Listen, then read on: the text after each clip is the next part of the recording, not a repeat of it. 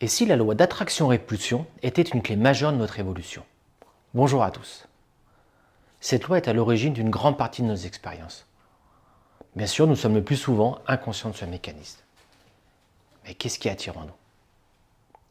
La force d'attraction fondamentale est l'âme, mais lors de l'incarnation, elle est plus souvent voilée par son reflet, la personnalité. La personnalité, pour attirer de façon consciente, utilisera ses outils qui sont le mental, avec son aspect volonté, et l'émotionnel, avec le désir puis l'aspiration. Mais ces deux corps peuvent aussi attirer des événements ou des personnes sans que nous en soyons conscients ni même envie. Mais cela a du sens et nous le verrons un peu plus tard.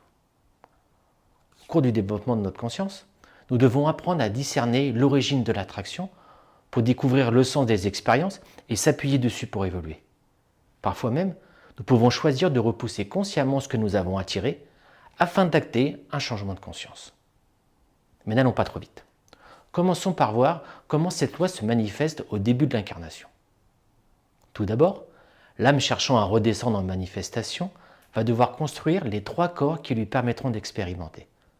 Le corps mental, émotionnel, puis physique éthérique. Ces trois corps ont pour origine trois atomes permanents au sein de l'âme. Ces atomes contiennent la mémoire donc du niveau de développement de ces trois corps atteint lors de la dernière incarnation.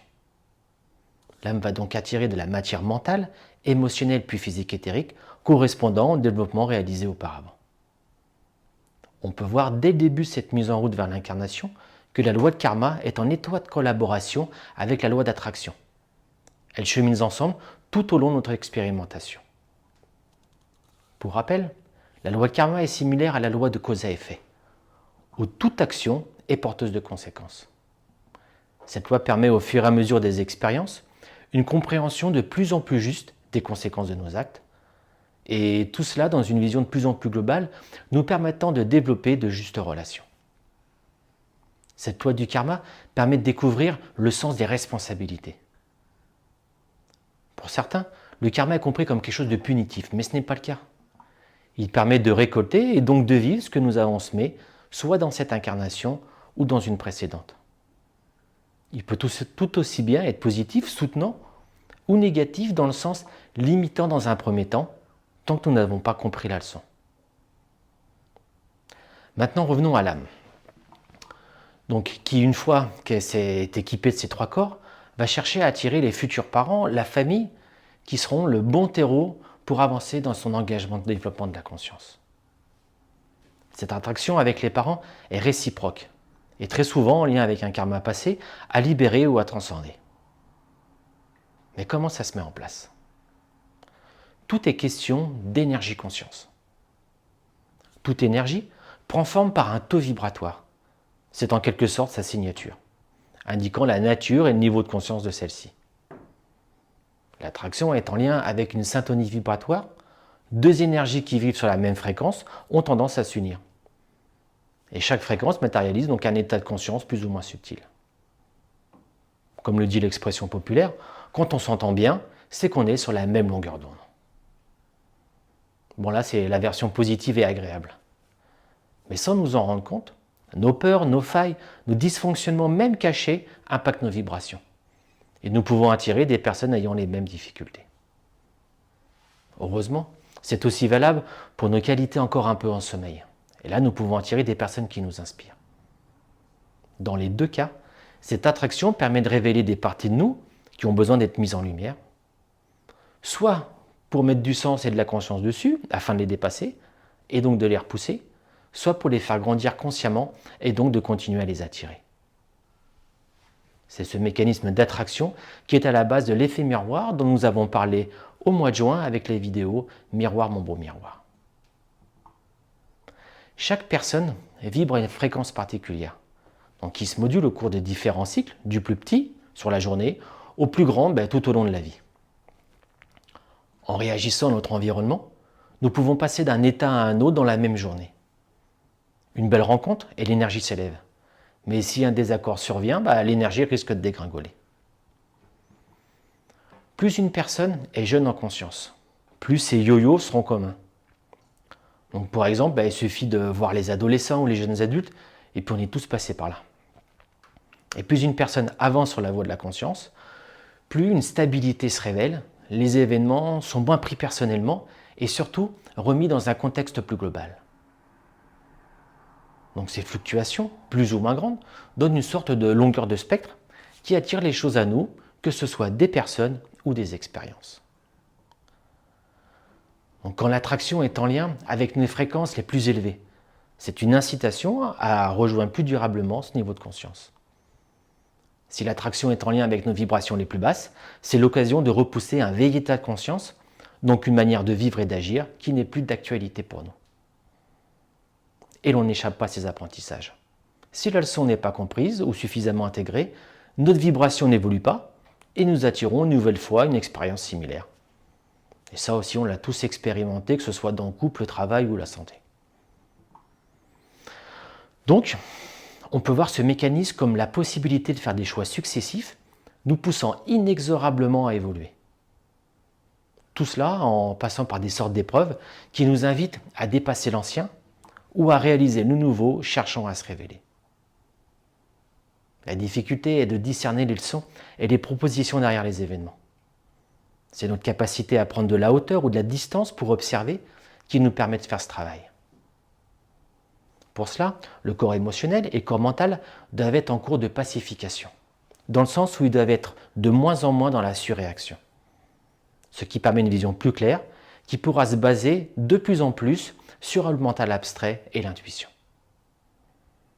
Plus nous avançons sur le chemin de la conscience, plus nous sommes à même de tirer les enseignements de nos expériences, et ainsi de faire des choix conscients et responsables. Pour revenir à l'attraction, elle est dans certains cas consciente, donc voulue, désirée, et dans d'autres complètement inconsciente, même si nous en sommes à l'origine. Pour l'attraction consciente, la partie de nous d'où on souhaite attirer parle d'où se situe notre conscience, au niveau émotionnel, mental ou encore de notre personnalité cherchant à servir l'âme. Pour l'attraction inconsciente, on pourrait dire qu'elle est en lien avec l'âme. L'âme attire à nous ce dont nous avons besoin pour évoluer. Et c'est souvent peu confortable. Cette attraction inconsciente nous oblige à aller voir des aspects de nous-mêmes au sein de notre mental ou de notre émotionnel que nous avons enfouis profondément. Mais ces aspects impactent assurément nos vies. Il faudra s'en libérer quand le moment sera venu, c'est-à-dire quand notre conscience nous le permettra et attirera à nous une situation propice pour faire ce travail. Voyons tout cela avec quelques schémas. Alors,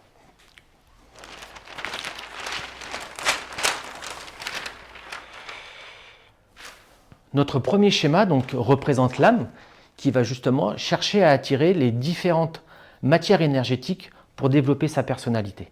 Donc là, ça représente les 3 atomes permanents avec donc la mémoire de l'état d'évolution des différents corps. Donc le mental, donc l'âme va commencer par développer le corps mental, après le corps émotionnel,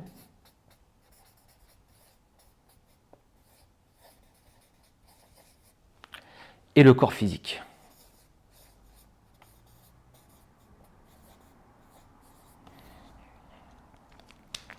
Donc au niveau d'une attraction consciente, au niveau du mental, donc ça va être en lien avec notre volonté personnelle.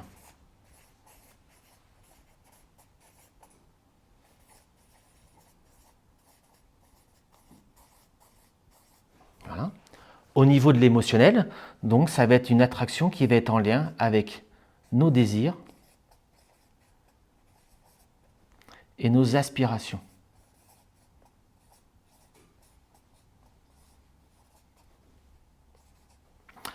Donc là, c'est vraiment l'attraction consciente. Notre personnalité est consciente de certaines valeurs qu'elle veut développer et elle va chercher à mettre ça en place. Mais dans le même temps, il y aura l'aspect inconscient.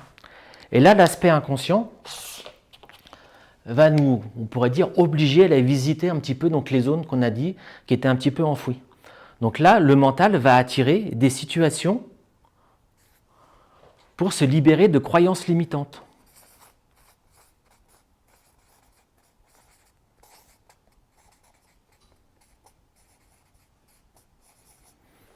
Et donc pour pouvoir s'en libérer, il va falloir vivre des événements qui vont nous permettre de nous prouver qu'en fin de compte, ben, cette limite était illusoire ou temporaire, ça va dépendre. Donc là, on pourrait aussi traverser des interdits.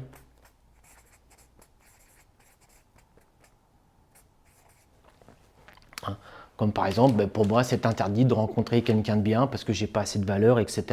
Et donc, on va pouvoir expérimenter ça. Et si c'est au niveau de l'émotionnel, ça va pouvoir attirer des situations qui vont nous obliger à traverser des peurs. Ou des vieilles émotions qui ont été cristallisées.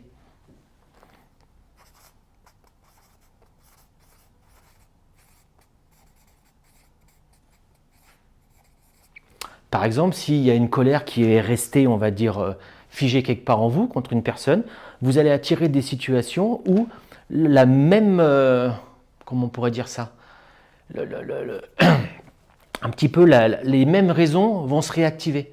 Et on va être obligé d'aller traverser ça pour aller voir ben, comment régler ce problème. Donc là, on pourrait voir ça une sorte d'attractivité consciente et donc souhaitée, quelque part plus agréable à vivre. Et là, une attraction inconsciente, mais qui est l'occasion vraiment de se libérer petit à petit de ce qui nous entrave. Mais là, à chaque fois, c'est plutôt de l'ordre de l'épreuve et de la difficulté. Donc ça, c'est une première façon un petit peu d'essayer d'imager tout ça. Et après, il y a un deuxième schéma.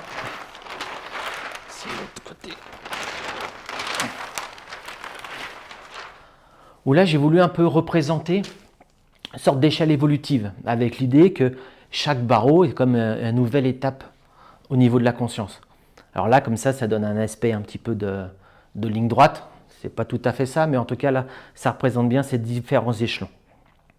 Donc on pourrait dire qu'au niveau de l'attraction consciente, par exemple, on va plutôt attirer des choses qui vont être en lien avec notre conscience, on va dire, de tous les jours.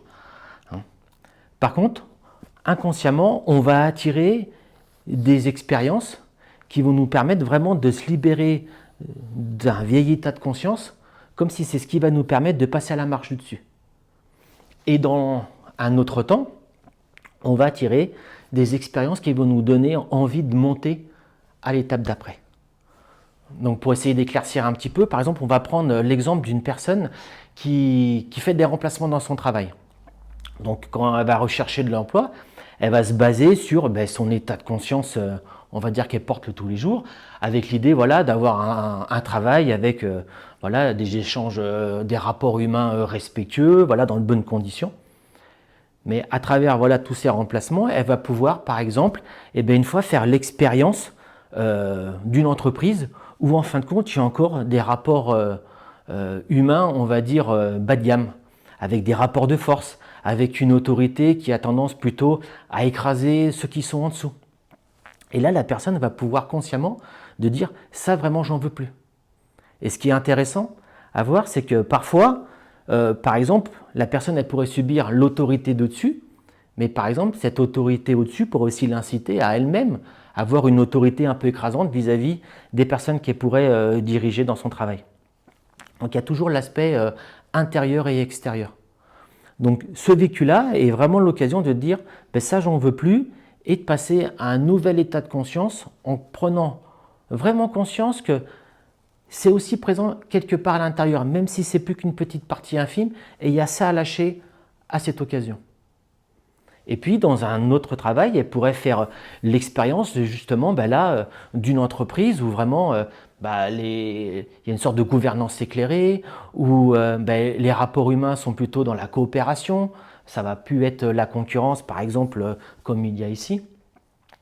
Ça va être vraiment l'occasion de se dire « Ah oui, mais le prochain pas dans mon travail, c'est vraiment de développer ce genre de relation. » Pour pouvoir après ramener ça plus dans sa conscience de tous les jours.